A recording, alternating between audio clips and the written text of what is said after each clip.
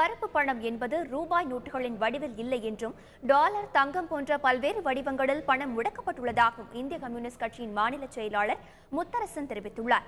இதனை மீட்க மத்திய அரசு நடவடிக்கை எடுக்க வேண்டும் என்றும் அவர் கேட்டுக் கொண்டுள்ளார். கருப்பு பணத்தை ஒழிப்பதில், கள்ள நோட்டுகளை கண்டறிந்து தடுப்பதில் இந்திய கம்யூனிஸ்ட் கட்சியில் எந்த ஒருவருக்கும் மாறுபட்ட கருத்து கிடையாது. அத்தனை பேரும் வரவேற்கிறோம், முழுக்க வரவேற்கிறோம். ஆனால் அதற்கு பின்பற்றுகிற முறை என்னவென்ற கேள்விதான் எழுகிறது. அதைத்தான் அந்த கட்டுரையில் அவர் விரிவாக குறிப்பிட்டிருக்கிறார். அது மட்டுமல்லாமல் இன்றைக்கு கருப்பு பணம் என்பது 20-30 ஆண்டு காலத்திற்கு முன்பு ரூபாய் நோட்டுகளாக இருந்தது என்பது உண்மை. இப்பொழுது அவையெல்லாம் ரூபாய் நோட்டுகளாக இல்லை என்பதும் ஒரு யதார்த்தமான உண்மை. அது டாலராக இருக்கிறது, பவுன் நகையாக இருக்கிறது, வெள்ளியாக இருக்கிறது, இன்னும் வேறு பல வடிவங்கள் இருக்கிறது, ரியல் எஸ்டேட்டாக இருக்கிறது, கட்டிடங்களாக இருக்கிறது.